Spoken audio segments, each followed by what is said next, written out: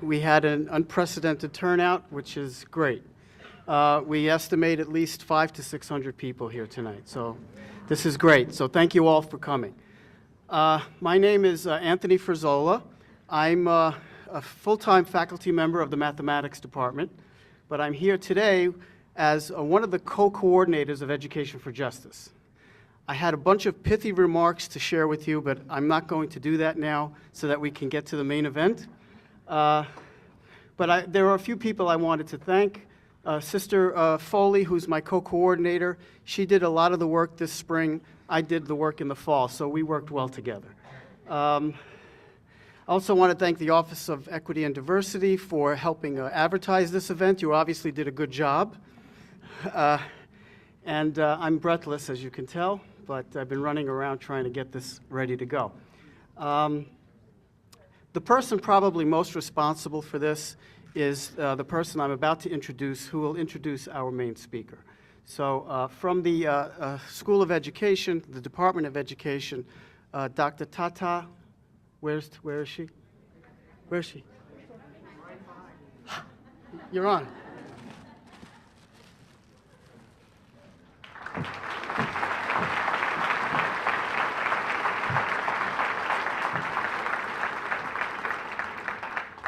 Good evening and welcome to the University of Scranton. We're so delighted to see all of you here. It's an unprecedented turnout. My name is Attenborough, faculty of the Education Department and also a member of the Education for Justice. And I'll just read a short bio of Professor Rajmohan Gandhi, and I'll start from now. Rajmohan Gandhi is a research professor at the Center of South Asian and Middle Eastern Studies, University of Illinois at Urbana-Champaign, USA. A former member of the 1990-1992 of the Rajya Sabha, the upper house of the Indian Parliament, Rajmohan Gandhi led the Indian delegation to the United Nations Human Rights Commission in Geneva in 1990. In the Indian Parliament, he was the convener of the All-Party Joint Committee of both the House addressing the condition of scheduled castes and scheduled tribes. Associated from 1956 with Initiatives of Change, formerly known as Moral Rearmament, Rajmohan Gandhi has been engaged for half a century in efforts for trust building, reconciliation, and democracy, and battles against corruption and inequalities. These efforts made in India and across the world have involved writing, speaking, public interventions, and organizing dialogues. In the 1960s and early 70s, he played a leading role in establishing Asia Plateau, a 67-acre conference center of initiatives of change in the mountains of Western India. Asia Plateau has been recognized in India subcontinent for its ecological contribution. He has worked consistently for India, Pakistan, and Hindu-Muslim reconciliation. Since 9/11, he has also tried to address the divide between the West and the world of Islam. A Muslim-non-Muslim dialogue at CORE, Switzerland in 2002 was one such initiative. He was unanimously elected president of Initiatives of Change International for a 2-year term, 2009-2010. At the University of Illinois, he has taught political science and history courses from 1997. His latest book, A Tale of Two Revolts, India 1857 and An American Civil War, New Delhi, Penguin, India, 2009. The studies show two 19th century occurring wars in opposite parts of the world at almost the same time. His previous book, a biography of his grandfather Mahatma Gandhi, Mohandas, A True Story of a Man, His People, and an Empire, received a prestigious biennial award from the Indian History Congress in 2007. It has since been published in several countries, and in 2002, he received the Satya Akademi, India's National Academy of Letters, awarded for his Rajaji, A Life, a biography of Chakravarti and Rangopacharya. His maternal grandfather and a leading figure in India's freedom movement, who became Governor general in 1948 to 1950. One of his earlier books, The Good Botma, A Portrait of Gandhi, was published in 2009 in a Chinese translation in Beijing. In 2004, he received the International Humanitarian Award, Human Rights, from the city of Champaign, and in 1997, he was awarded an honorary doctorate of law from the University of Calgary in Canada and an honorary doctorate of philosophy from Auburn University in Tokyo. He currently serves as jury member of Nuremberg International Human Rights Award and co-chair Center for Dialogue and Reconciliation in Gurgaon, India. Rajmohan was born in 1935 in New Delhi, India. He's married to Usha. They have 2 children, Supriya and Devadatta. Rajmohan Gandhi has inspired me in many ways. From 1987, when I was a university student in Nairobi, Kenya, I was part of a group that went to study conflict resolution and peace in India, Asia Plateau. And in 2008, I was privileged with my children to meet with him again at a conference in Cors, Switzerland. I am privileged, and I hope almost all of you are, to have him as our esteemed speaker tonight. Without much ado, let me introduce Professor Rajmohan Gandhi.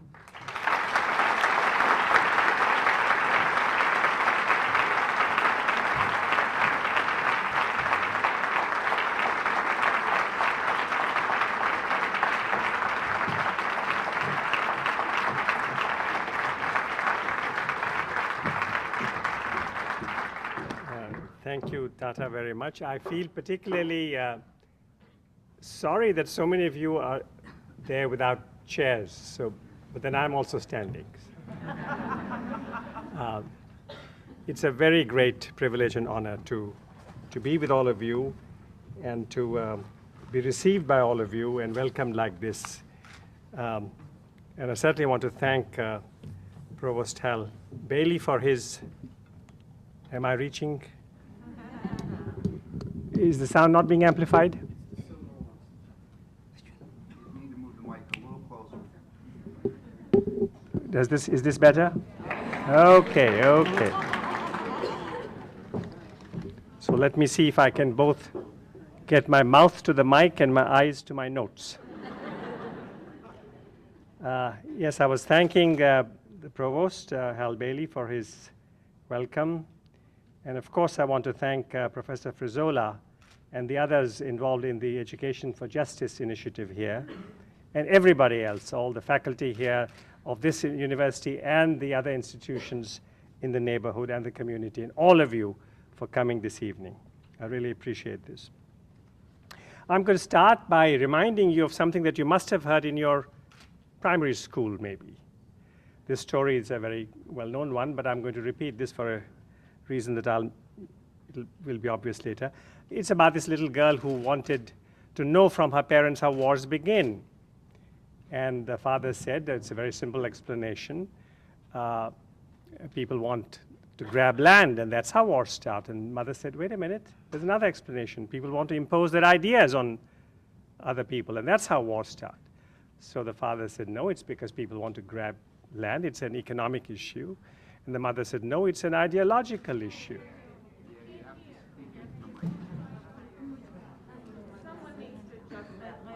You have to get it right up. Okay.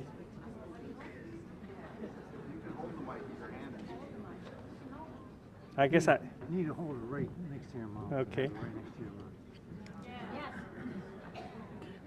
Well, this will work when I tell the story, but it may not work when I have to read my notes. But anyway. So the father said it's economic, and the mother said it's ideological, and the father said, no, it's land, I told you. And the mother said, I've told you, it's ideas. People wish to coerce other people to accept their ideas. No, it's economic. No, it's ideological. And the little girl then said, stop, father, stop, mother. Now I know how wars begin. Now, it's a good story with a core of truth in it, but also with a misleading element. We should be cautious about any implication that we should stop worrying about those who want to grab land or coercively push their beliefs and focus only on reconciling fathers and mothers, wonderful and necessary though that is. In other words, bridges to peace must also be bridges to a world without aggression or intimidation. We seek not only a world of brotherhood and sisterhood, we seek liberty and equality as well. To this theme, this understanding that reconciliation and justice are two sides of the same coin, I propose to speak from my own life, but also from my grandfather's life. In 1956, when I was 21, I left my country, India, for the first time in order to spend a year in Europe and Great Britain. 96 was the year, a long time before even your parents were born, many of you. This was 9 years after India's independence from British rule, when Britain, France, and Israel invaded Egypt on the ground that the Egyptian government had nationalized the Suez Canal, taking the canal over from British and French businessmen. I could not abide the idea that using superior military force, 3 countries should invade an independent country, a country that was both Arab and African, Egypt. Was imperialism going to be restored within 9 years of Indian independence? I was bitter against the white man. Yes, Europe, which I was seeing for the first time, was amazingly beautiful. Its landscape as well as its museums, galleries, but I could not wish it well. Even as I observed the beauty of Europe, I wished for some damage or harm to Europe's great places. Then I met and came to know Europeans, Britons, including some who regretted European imperialism. I saw that Europeans or whites were not very different from people from India, and that many of them desired a world of liberty, equality, and fraternity. My resentment melted, and my heart began to wish for blessings on Europe. To this day, I retain the sentiment of opposition to invasion and occupation, but I neither look up to nor look down upon individuals because of where or to whom they were born. To me, each individual, wherever and to whomsoever born, is specially chosen, unique and worthy of respect, and my life gets enriched if I'm of assistance or friendship to others, or if I can accompany or encourage them on a journey of peace and a journey of justice. Some of the Indian languages have this word yatra, which in literal terms only means a journey, but which in fact suggests much more.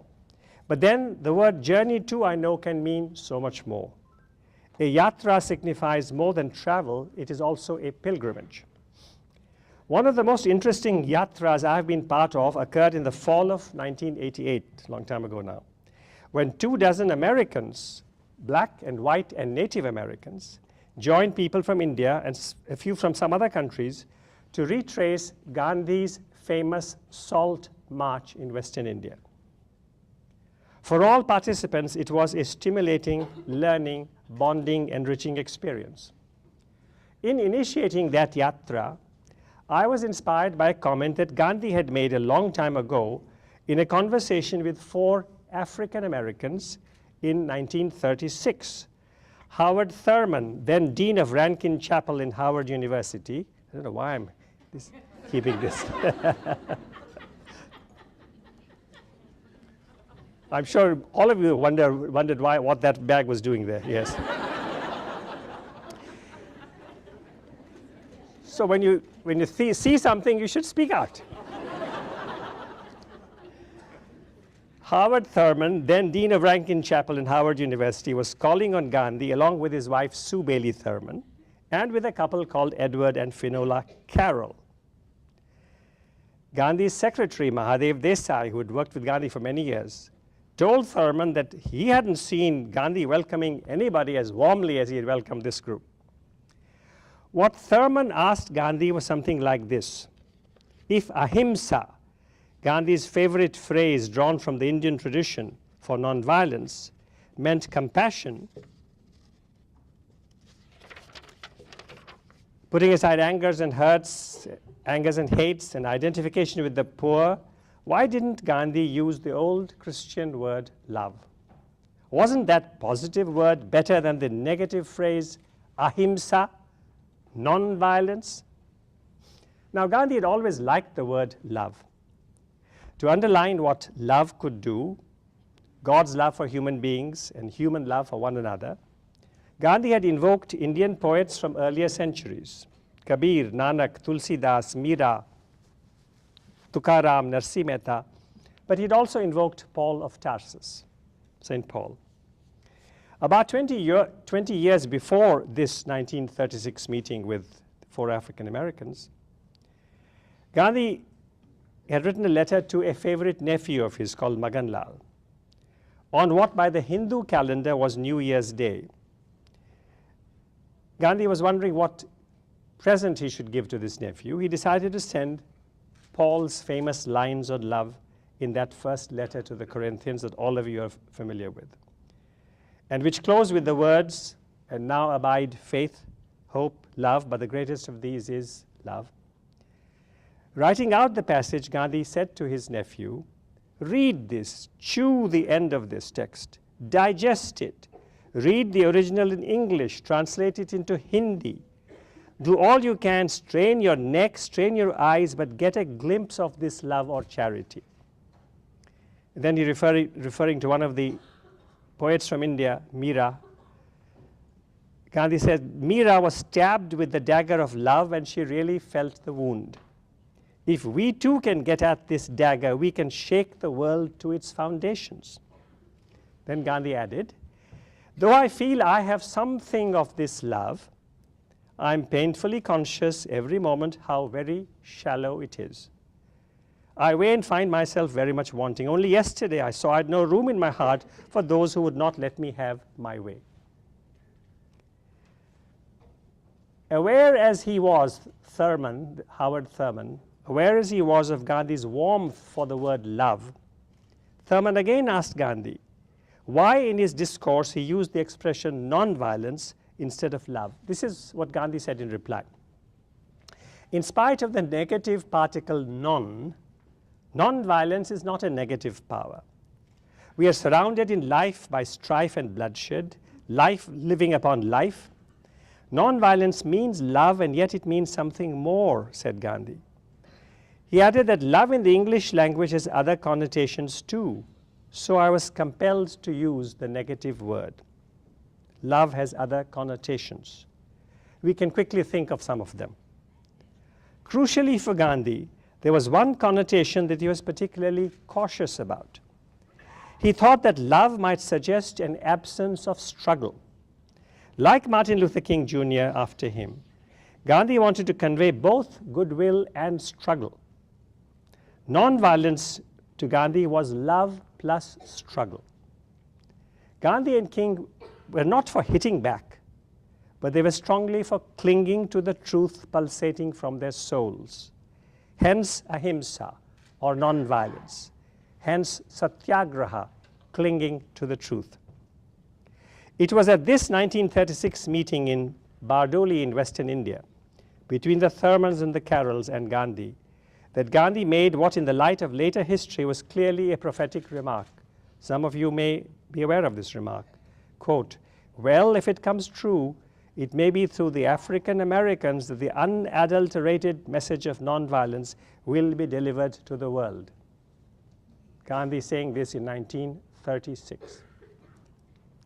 Now, we know that the civil rights scene in this country was transformed as a result of the nonviolent struggle of a large number.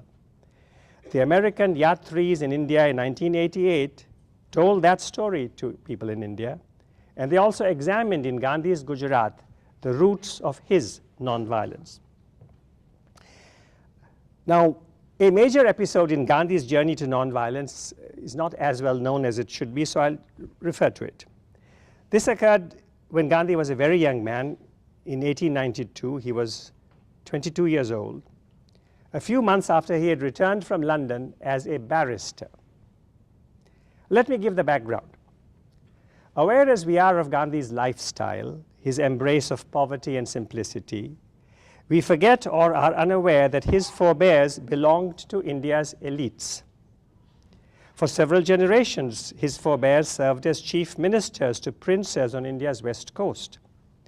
All who visit Gandhi's house in Porbandar, his family's house in Porbandar, where he was born in 1869, it's now a national memorial, all who visit the place notice that it is a distinguished edifice.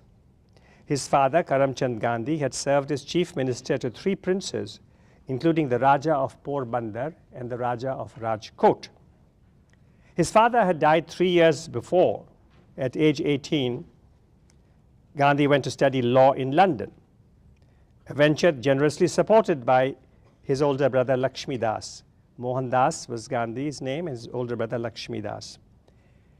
When 3 years later Mohandas returned as a barrister to Rajkot, the older brother asked for a favor, for he had a problem. A charge of impropriety was hanging over Lakshmi Das's head. And the empire's political agent for the whole region of Kathiawar, the region to which all these places belonged, a man called Charles Ollivant, was examining this allegation of impropriety against Lakshmi Das, an allegation that Lakshmi Das denied. Lakshmi Das learnt with some excitement that while in England, Mohandas had actually met Ollivant when Ollivant was back home in England. Oh, you must go and meet Ollivant. Mohandas was quite cautious. He didn't want to do this. He said, no, I don't think I should do this, but the older brother pressed him. I helped you to go to London. Can't you do this much for me now? And you should know this place. Only influence works here. Unless you go and talk to this man, this false allegation against me will be believed and I'll be finished. He gave in. He went to see Charles Ollivant. Now, the Charles Ollivant that Mohandas had hung out with in London was very different from the officer of the empire in Rajkot. So when Mohandas met him, this officer was very brusque with him. Closer, thank you. Officer was very brusque with him. He didn't want to listen to him. You've come to talk about your brother? Let your brother write a letter. You don't have to talk about it. Leave. Please listen to me. At least tell me, let me tell you what the story is. I will not listen to you. You must leave. And when Mohandas didn't immediately leave, one of his Indian servants was asked to throw Mohandas out of this room. The 22-year-old barrister was shocked. He was also enraged. Rajkot was his town.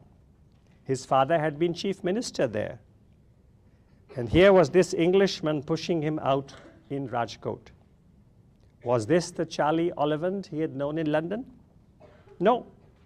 This was the proconsul of the empire who could dictate to Indian princes, rajas, and their chief ministers and eject the chief minister's barrister son. Power had intoxicated him. As he left the imposing office, Mohandas wrote out a note, sent a note over to the officer. You have insulted me. You have assaulted me through your servant. If you make no amends, I shall have to proceed legally against you. The officer sent him a reply through a trooper who rode a horse and took this reply to Mohandas's residence. You were rude to me. I asked you to go and you would not go. I had no option but to order my servant to show you the door. You are at liberty to proceed as you wish. Now, India's finest lawyer was in Rajkot at this time, so Mohandas consulted him. And this top lawyer said to Gandhi, such things are a common experience. You are still fresh from England, you're hot-blooded, you do not know these British officers in India. You should tear up this man's note and pocket the insult. You will gain nothing by proceeding against this officer, and you will ruin yourself. Now, Gandhi was a proud young man. He did not like to pocket this insult, but he did so. And he was now attacked by three crippling emotions. One was guilt, because he had gone to Oliphant when he felt he should not have gone. He had yielded to his brother's pressure. He also was crippled by the feeling of humiliation.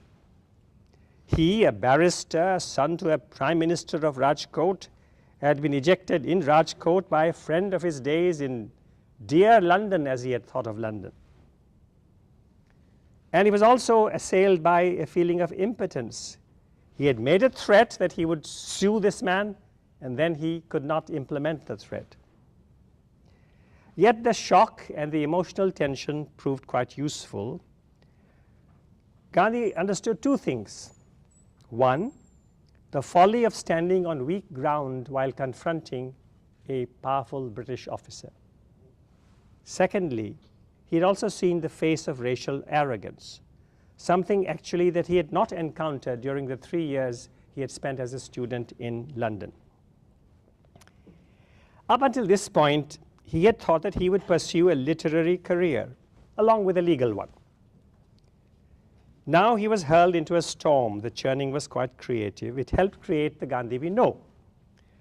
To amuse, to please, to tickle, to entertain, impress would no longer satisfy him. He lost his innocence. It was a rough, arrogant, domineering world out there.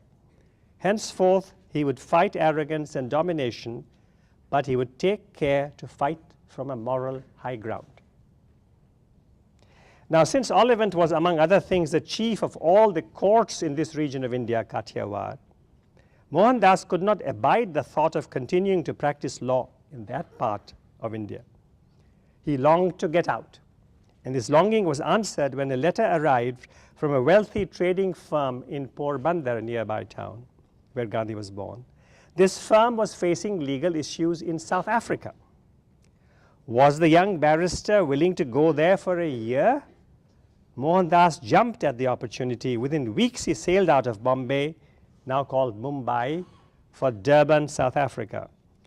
Now, some of you have seen the Attenborough movie, and you are familiar with that scene where Gandhi is thrown out of this compartment in the train because although he has a first-class ticket, but then he does not have a white skin, and so the railway officers come to his coach, ask him to move to another part of the train. He refuses to go. He says, "I have this ticket. I've bought it." "No, you got to go." When he didn't go, he was tossed out of this compartment in the train.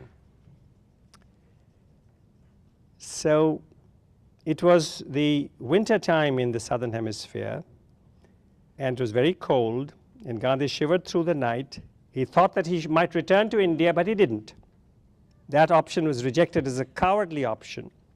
He would stay and fight, and for more than his personal rights, for something had assaulted a belief deep in him. What was that belief?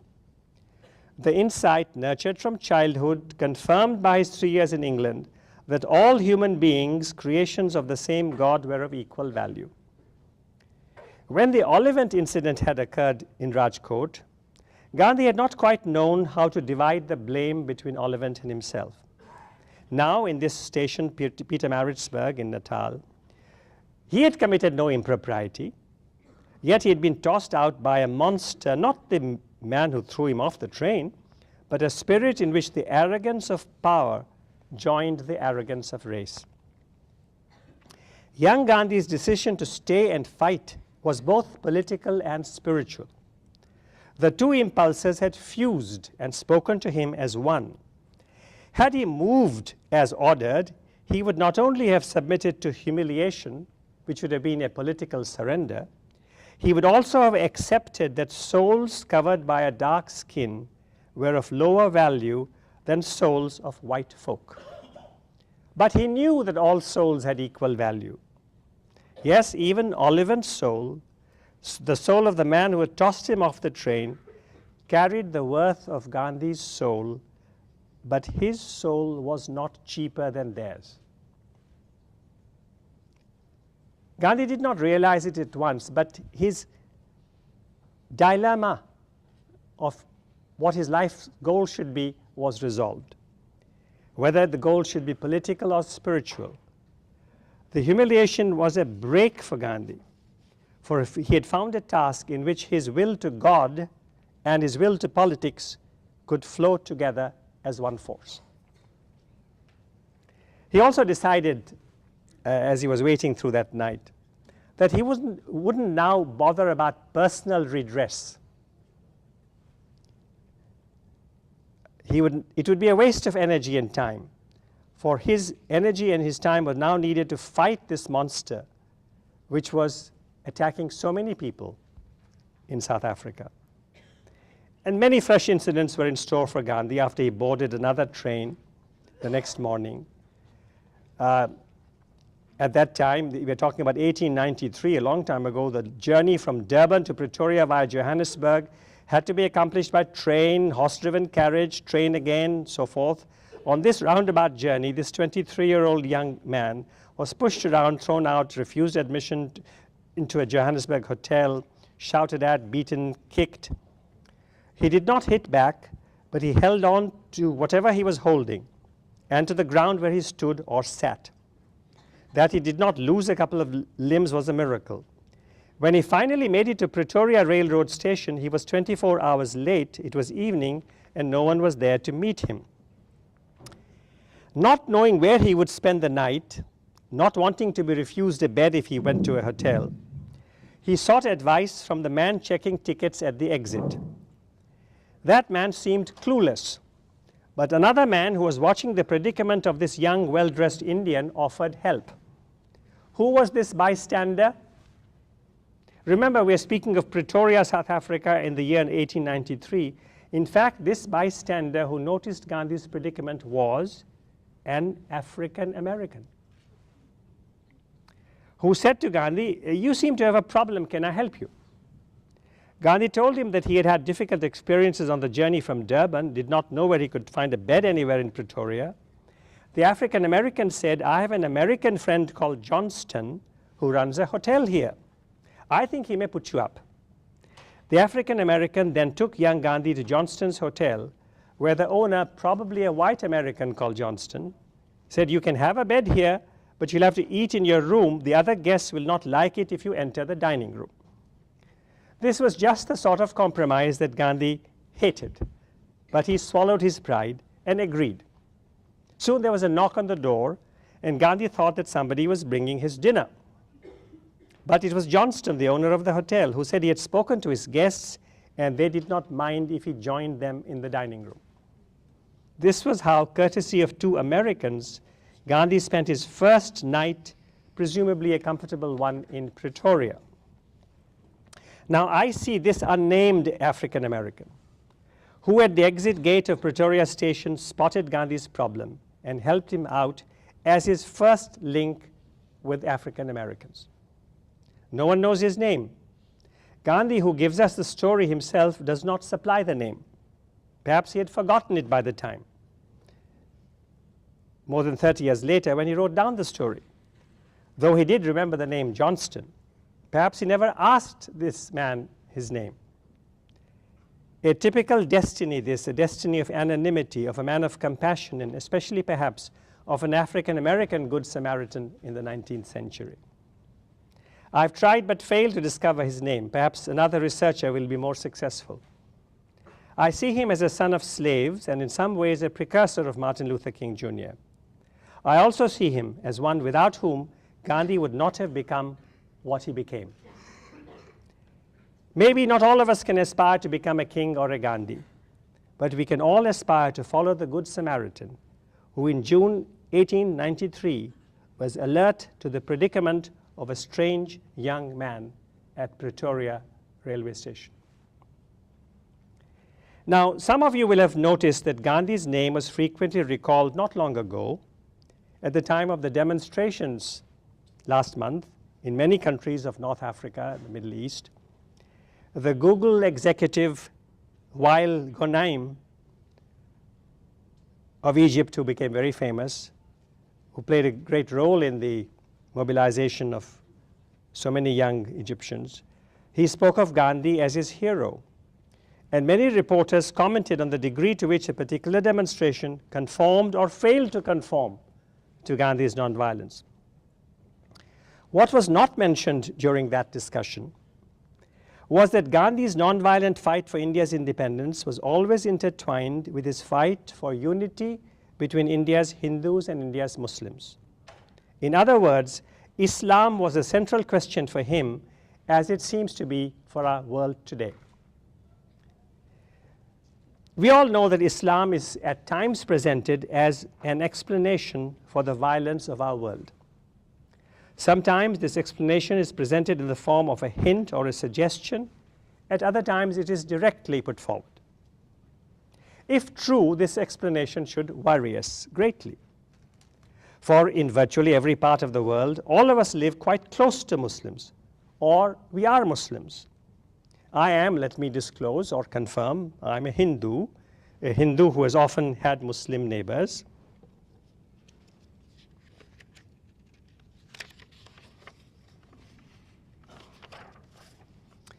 Whether we are Muslims or we live close to them, we should worry greatly if somehow being Muslim was the heart of the problem. But let's try a little logic and let's look at the headlines of our world's violence in the last 100 years. Let's think of World War I, World War II, the Holocaust, Stalin's Soviet Union, Mao's China, Pol Pot's Kampuchea, Rwanda 94, Sudan in the last 30 years, the DRC in the last 12 years, Sri Lanka for 30 years. In all those screaming headlines, many people were involved who called themselves Christians or atheists or Buddhists or Hindus or whatever, but not many Muslims were involved in those tremendous acts of violence.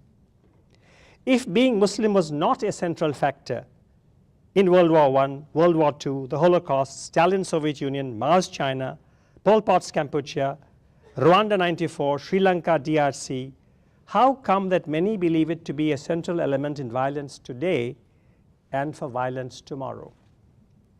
Is it that humanity has changed dramatically and selectively in the last 25 years? With all the non-Muslims suddenly becoming peaceful and forgiving, and all the Muslims suddenly becoming violent? Or if today's images of violence often bear Islamic features, is it rational, let us ask, to locate the cause in the Islamic religion, or should we be looking instead at events in the world and the world's response to those events? Should we be looking at events of history that may have angered whole sections of people, including Muslims, providing power-hungry and headline-hungry individuals amongst those sections with destructive fuel? It seems to me that we should identify reasons for violence not in one religion or one segment of humanity, but through a full psychological, economic, and political analysis of actual events of violence. We have to ask, why did this wound of history occur? We have to ask, how can this wound of history be healed? Take, for instance, the question of Palestine and Israel. Is it Islam that has caused the Holy Land's pain? Some would like you to say yes. To them, Islam, jihad, violence, terrorism, Hamas are all synonyms. Last April, my wife and I went for the first time to the West Bank. We knew what the area meant to much of humanity, and we puzzled over the irony of bloodshed, oppression, hardship, and anger in the land where Jesus was born. We wanted to experience the place and to make some sense of what goes on there. Seeing the settlements with our own eyes bowled us over. They were not a bunch of huts or temporary structures, but cities. They were overwhelming in size, location, and number. I think there are about 140 of them now. They occupied the mountaintops and the high ground, and a good percentage of the West Bank's land area, perhaps 20 to 30% of the land area.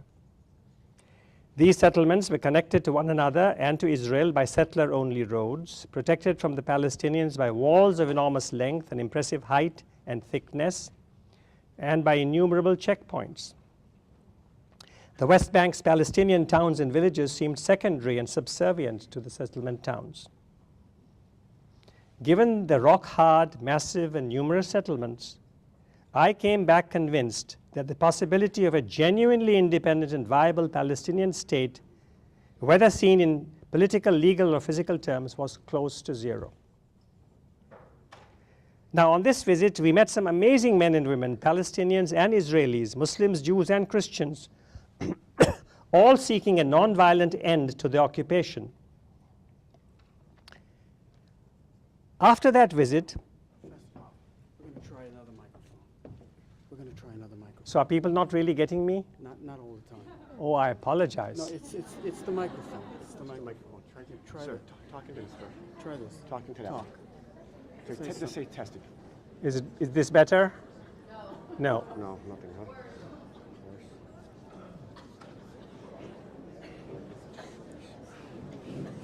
You better keep them on that one. Sorry? Top. Top of this? That better? That better? Try it again. Can you adjust it so that he doesn't? Sure. No, I think I'll have to hold it. I don't quite see how I can. Yeah, let me get it.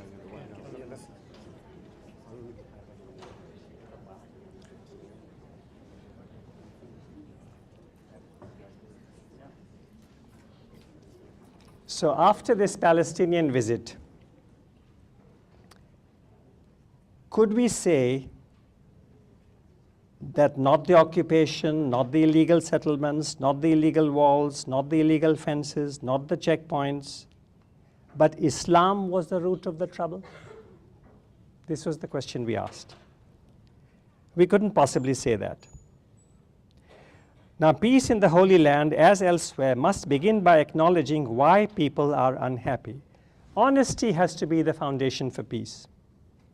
That honesty has to come from all sides.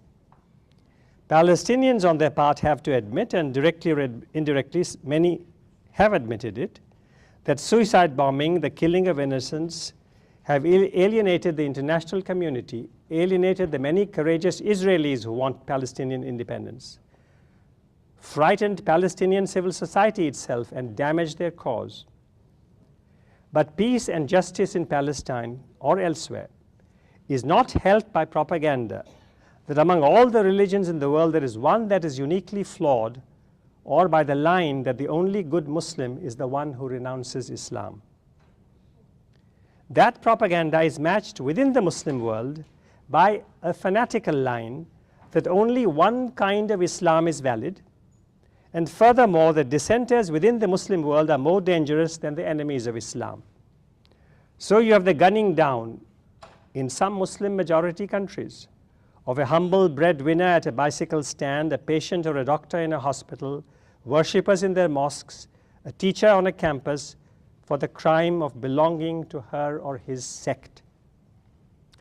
Today's peacemakers will strive, yearn, pray, and struggle for going beyond the illogical yet poisonous idea that one of humanity's religions is uniquely flawed, or the other lethal idea that one of this religion's sects is so perfect as to require the physical removal of adherents of other sects.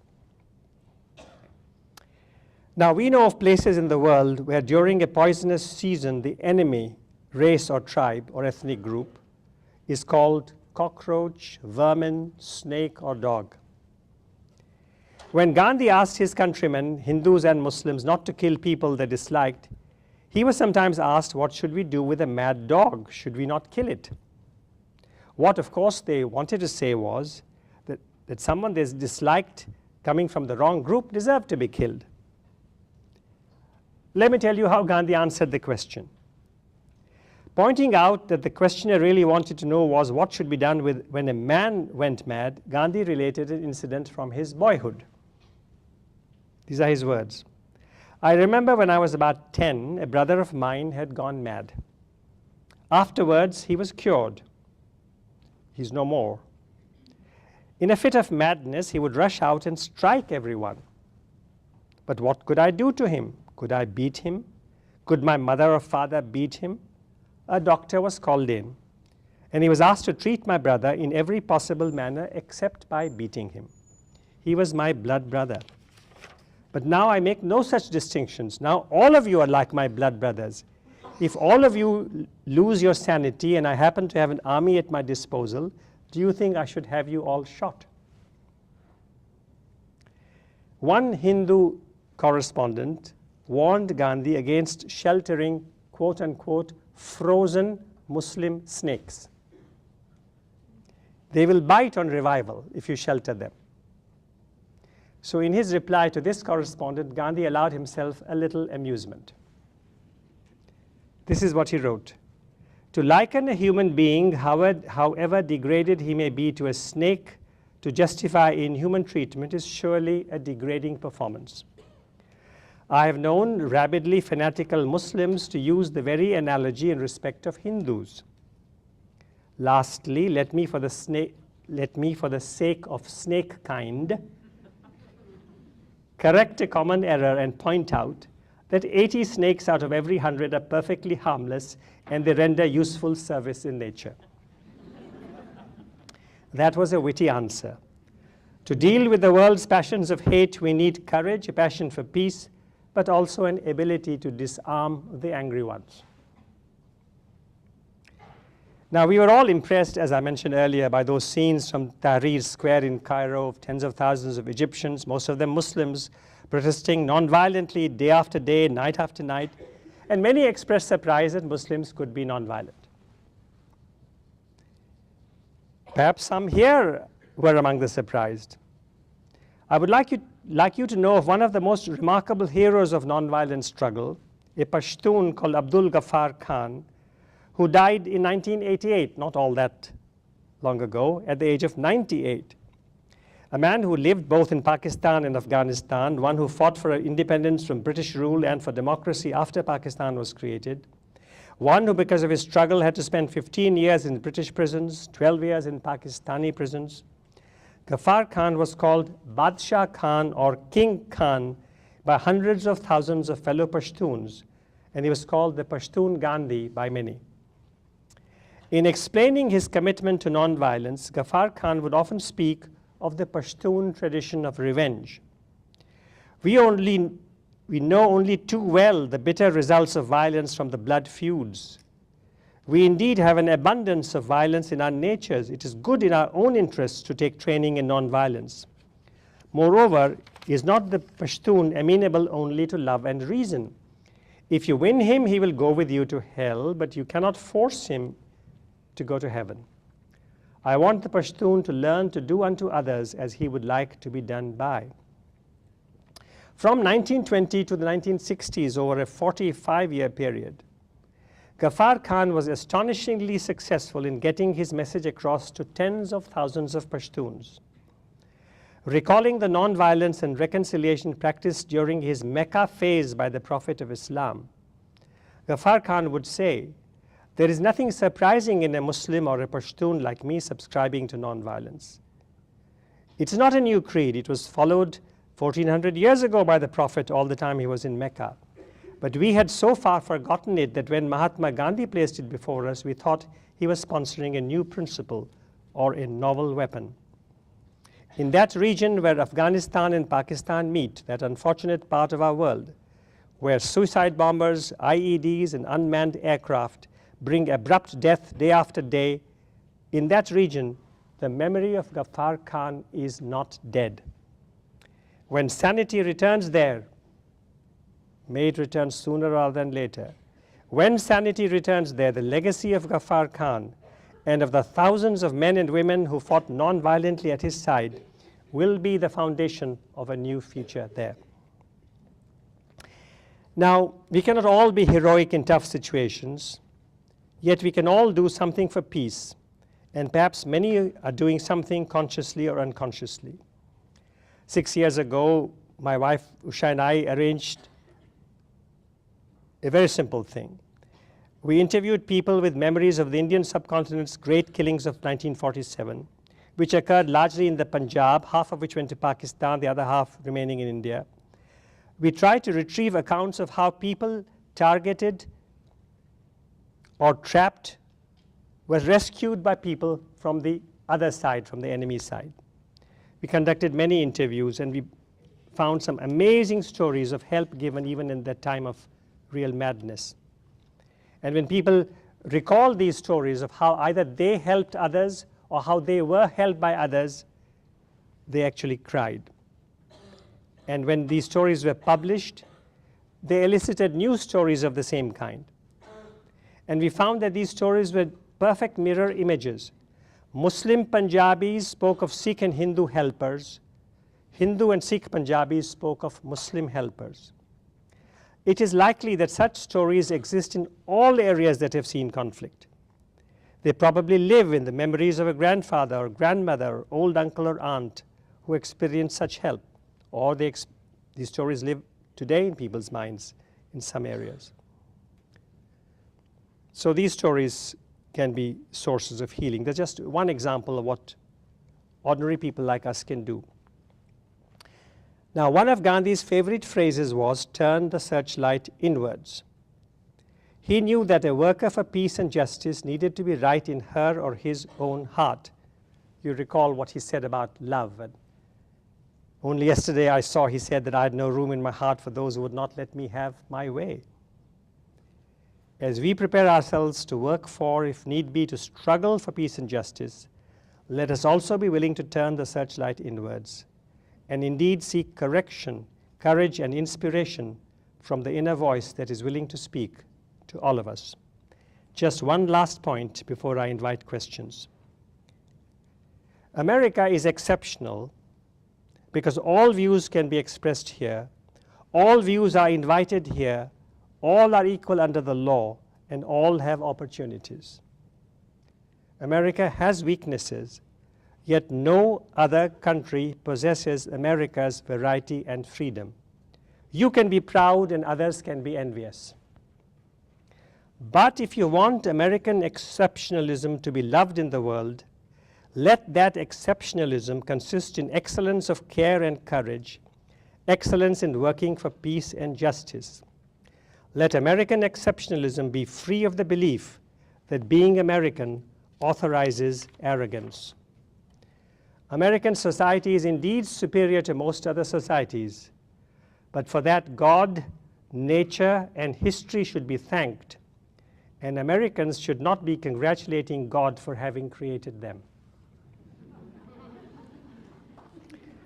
But I congratulate all of you for being who you are, for belonging to this university and this neighborhood, and to this effort for peace and justice, and I thank you for listening to me.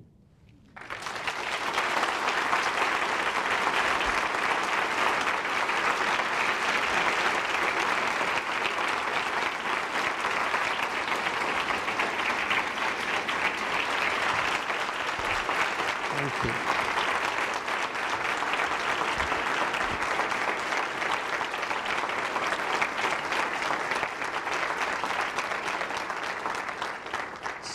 So how do we deal with the questions now? I will gather the questions.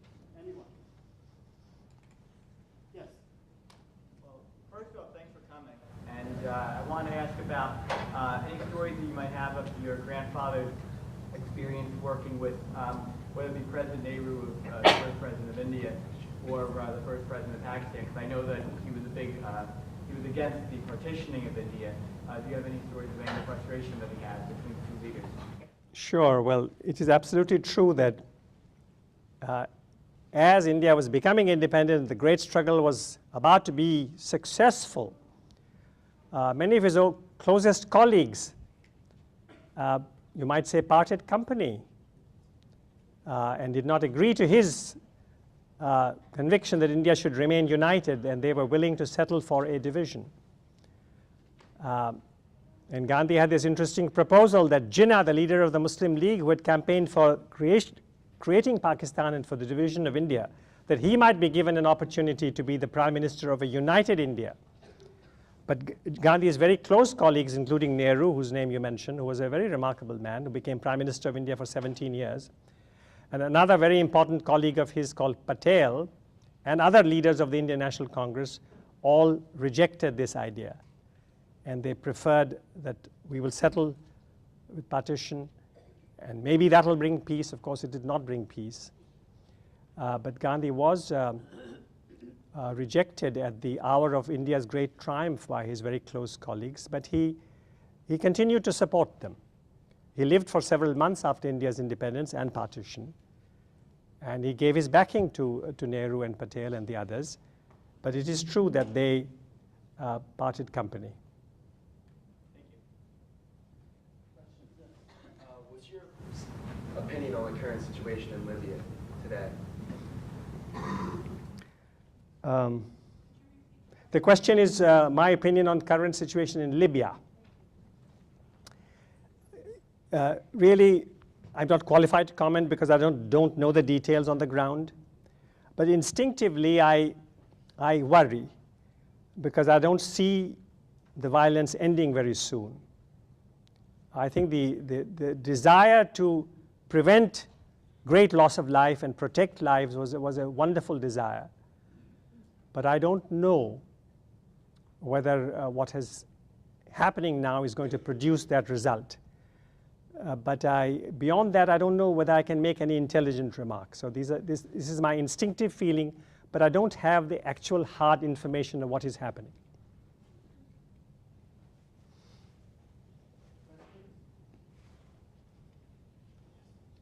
You mentioned that Gandhi used some amusement when he was responding once to disarm. How much do you think laughter and humor plays a role in bonding people and creating peace? I think it's a fantastic weapon. Thank you for mentioning it. Now, Gandhi was not quite the humorist that Abraham Lincoln was. Yes, Gandhi wasn't the one to come to an audience and say, let me tell you a couple of jokes or stories. But he did. He had a very disarming, infectious sense of fun. It was a very natural thing. But you're right. I think we need to, I need much more of that. It's unintentionally that I cause abusement. But thank you for pointing to a very important weapon that peacemakers ought to have. Thank you. Questions, please. Yes. First, I would like to comment that I would like you to run the foreign policy of the United States. My question is, how do you think the foreign policy of our country impacts on the conflicts around the world? Well, the question is, how does the foreign policy of the United States impact war and peace, violence and peace all over the world? And of course, America can't help but influence the world by what it does or what it does not do. And this is a tremendous issue. And of course, today, with the incredible economic crisis here and so many people hurting and so many people suffering, it's not easy to persuade all of America to think about all these places in the world that demand help, place after place after place. So I have some desire to understand the enormity of the challenge of those who look after the US foreign policy, because it's a very tough business. But I think the civil society in the US, the population of the US, has to take a much more active part despite the incredible economic challenges which demand all our attention. And more of a discussion on all these issues. So there is the Middle East. There is so much that has to be understood about what's happening there. I think eventually the Palestinian issue has to be faced very squarely too. The solution is not easy, but at least the facts there ought to be recognized, ought to be spoken of. But that won't by itself solve everything, but that could be a start. Well, let's put it this way. If the US is, and it still is and will remain for a long time, the greatest economic and military power in the world, although it is facing a great competition from China, and therefore the world does expect the US to do something whenever there is a crisis. So if the US is to play the role of an empire, it must also really be an impartial umpire. It can't take sides merely on the basis of what it perceives to be its interest. This is very tough. Values and interests do come into conflict.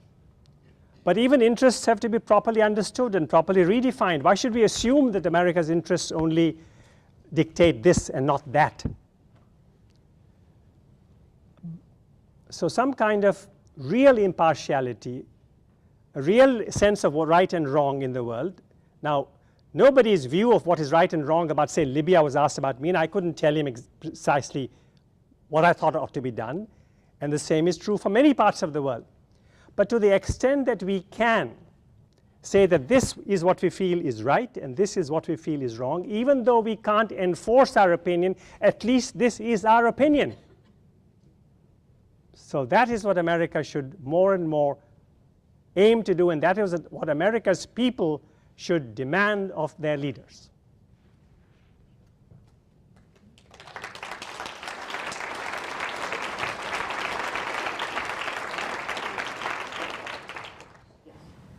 What do you suggest that we as young people in America can do to have an effect on a change of increased peace in the world?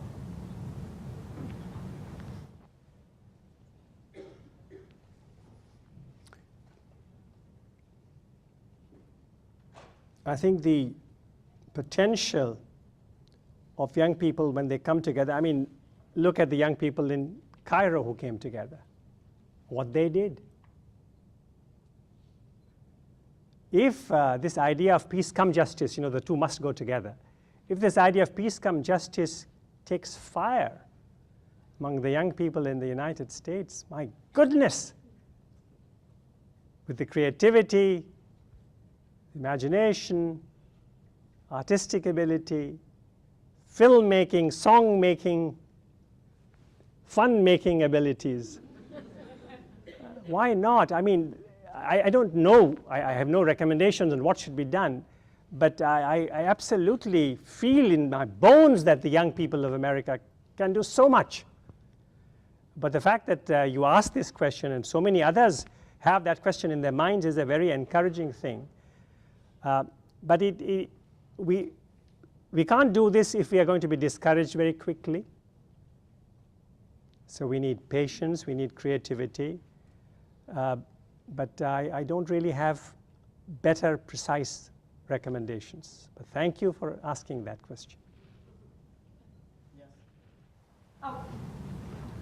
It seems like the struggle for power and the struggle for wealth are one and the same. And as we gain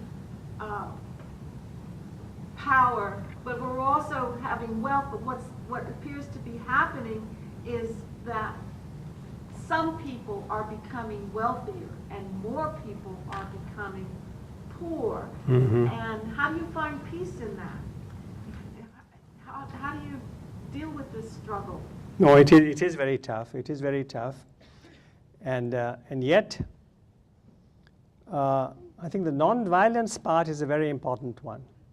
Even if we are very angry about some who are far wealthier than they really should be, more selfish than they should be, more greedy than they should be, we have to fight them. We have to fight the policies that encourage that kind of escalating inequality.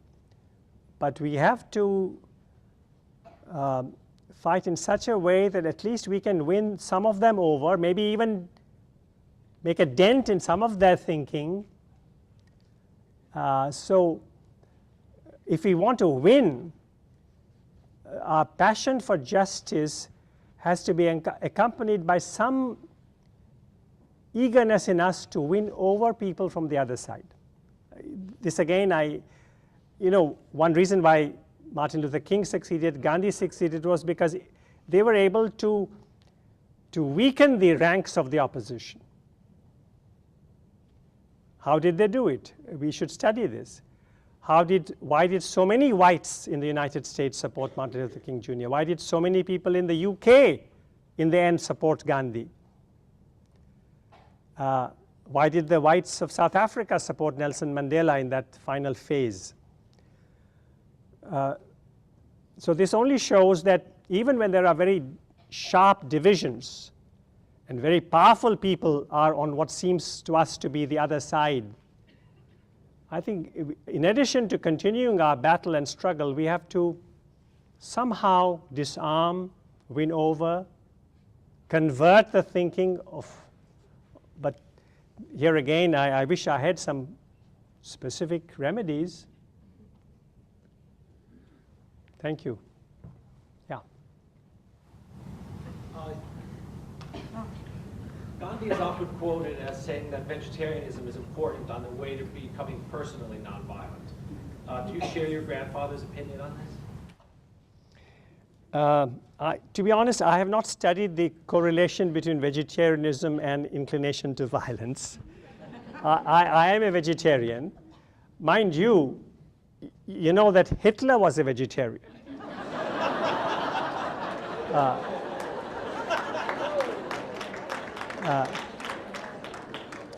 So I think I'll leave it at that, but but I will just underline again that I am a vegetarian, yes. It's been my honor to have heard you speak once before, and you told a wonderful story. I believe it was about your father, and when you were a young man and you were to pick him up. And I wondered if I have described it well enough to bring it to mind, if you would mind telling it again. It was powerful for me, and it might be a good illustration also for tonight. Thank you. That wonderful story was related not by me, but by a cousin of mine. I have to warn you that several grandchildren of Gandhi are rattling around in this world.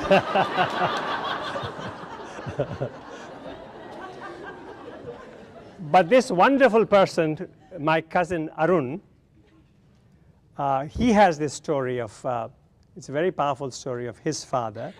My father was Gandhi's fourth and youngest son. Gandhi had no daughters, unfortunately. He had 4 sons. And the man you heard, Arun, his father was the second son. And his father was the only one who made his life in South Africa. All the others came back with their father to India. But when Arun was with his father in South Africa, and there was this incident of some lack of honesty on Arun's part, and then Arun was to drive his father home several miles after this incident, and the father said that I'm now going to walk home. And so Arun then had to drive his car very slowly behind his walking father several miles. So no wonder he did not forget the lesson.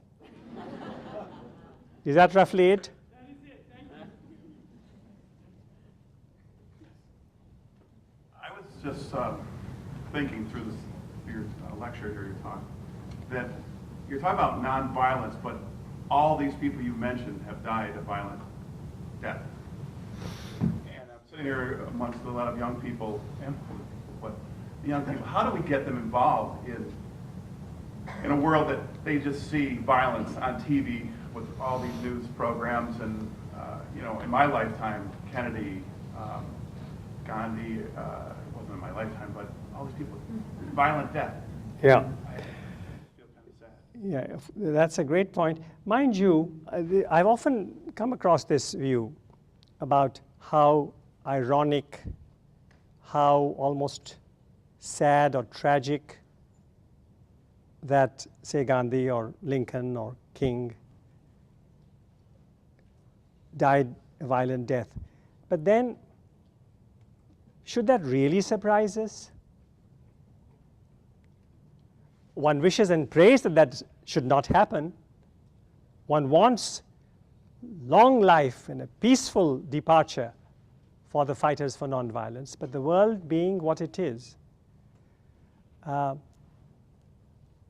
it's not to be totally surprised about. Let's also remember that all of us are in so many other ways taking so many risks. So many people, ordinary people all over the world, are taking heroic risks day after day in so many professions, so many occupations. I'm not just mentioning crossing streets. That's a risk in itself. But some people have professions or careers which invites tremendous risk. And people do that. And sometimes, by God's mercy or their own carefulness, they escape a violent death or a painful accidental death or death through injury. In other cases, they don't. But I don't think that anyone who has studied the history of our world, the history of the saints of the world, or of those who have tried to really follow their conscience or to follow God's leading in the world, so many of them have had painful ends. And so many of them have not. So I don't think any of us needs to invite some kind of terrible end. But I'm sure that so many people in the world are willing to fight for peace and justice without worrying too much about what the eventual outcome will be or the manner in which we'll make our exit from this world. So I thank you for asking this very profound question. It is something that all of us, face about, worry about, or anxious about for our own sake or for our loved ones. So the possibility of a painful kind of closing of our lives is a very real thing in our lives. But I think the joy, the satisfaction, even the tiniest little thing that we do for some other person during a day, at least keeps us going for some time, doesn't it? And so, and that is far, I mean, caring or loving is the antidote to fear, isn't it? I'm singing to the choir.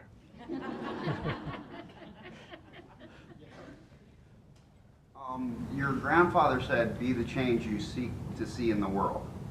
You mentioned the story of your grandfather's blood brother who would get mad and go in the street and hit people. Yeah. And that they had to bring a doctor in to help him. Yeah. Was that with medicine? Yes. Okay. And then we look at all the wars and all the killing and all the violence, and you mentioned how it's insanity. Your father was a great teacher, and he's one of my favorite teachers. But also there's other great teachers in the world. Of course, too. And one of course. them is called Eckhart Tolle. And he talks about the built-in dysfunction of the human ego and its tendency towards insanity.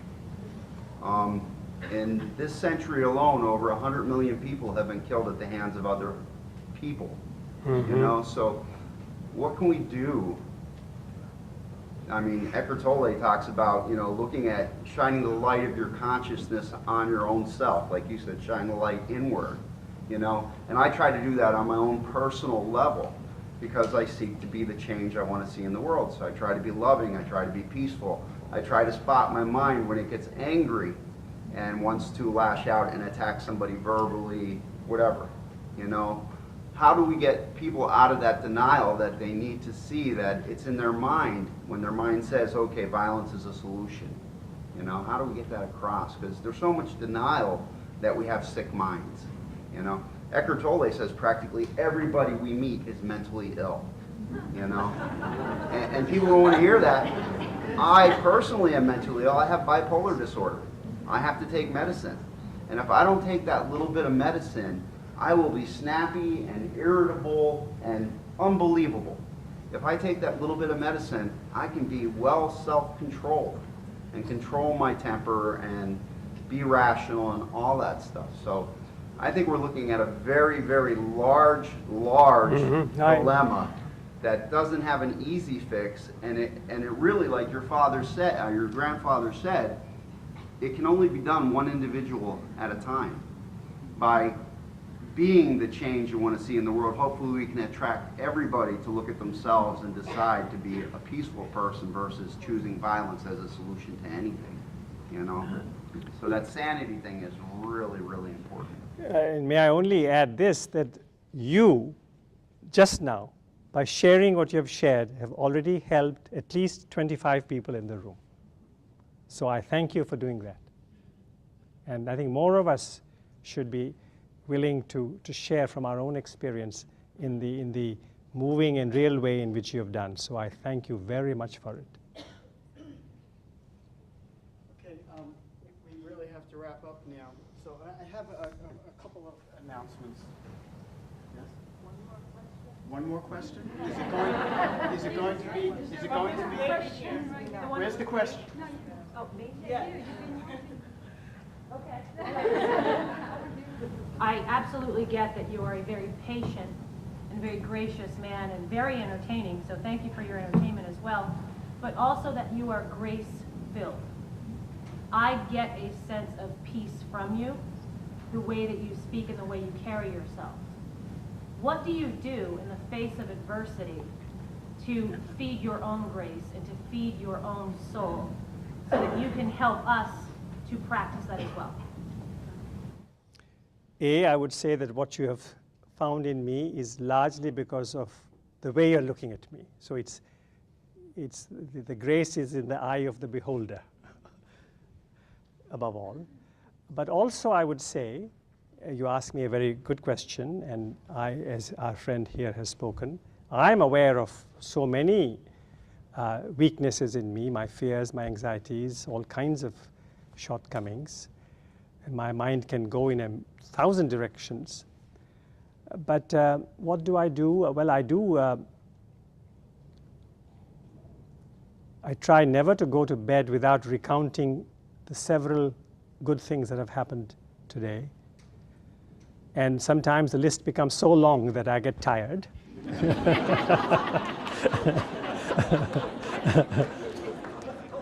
But to me, to count the blessings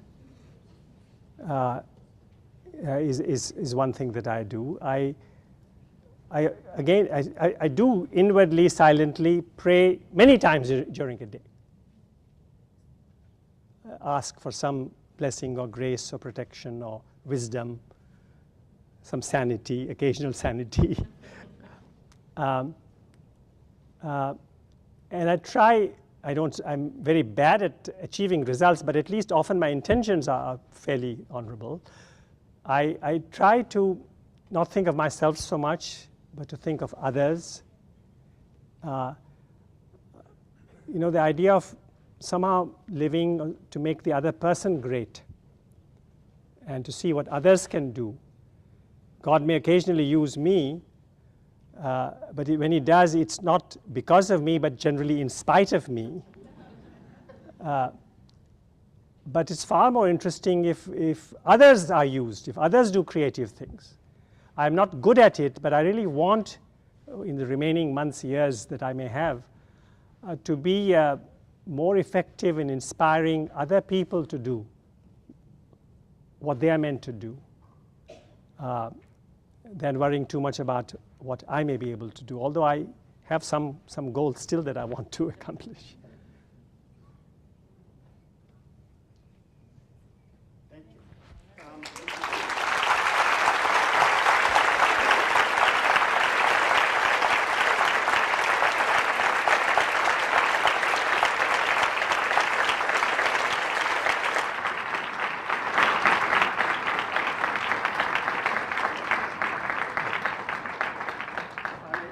If I may just mention, this was the keynote address for our 2-day Education for Justice teach-in. So tomorrow, on the second floor of the Naples, right outside campus ministry offices and so on, that open area space, your students will be teaching us about peace and reconciliation issues. Feel free to drop by all day long. It's, you know, you can come in, drop by, just sit down for a few minutes, and then go on your way, or stay as long as you like. And it's very informal, but we'd love to see you there tomorrow. I'd also like to mention that Professor Gandhi will be available after this talk to sign copies of the biography of his grandfather. And that's all I have to say, except I have one last introduction. I'd like to introduce the provost of the University of Scranton, Dr. Hal Bailey.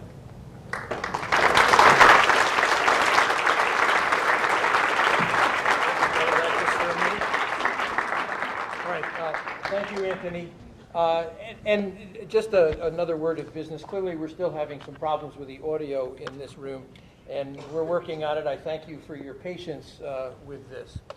The night, this is already, the theme here has already been mentioned, but the huge crowd we got tonight and the great talk we got tonight, I think graces us in two different ways. One is by learning more about Mahatma Gandhi, his concern with nonviolence, his passion for nonviolence, and his dramatic insight into nonviolence is always, always a good thing. And we have certainly done that tonight. Secondly, we've been graced by a presence. I think the presence of our speaker, but also his familial connection with Mahatma Gandhi. It is, I think, nice and in many ways both sort of informative and reassuring to know that connection, that the interest of a grandson and a grandfather, and the continued passion for nonviolence is present here with us. So I thank our speaker for a wonderful evening, and I thank you also for coming and participating in this.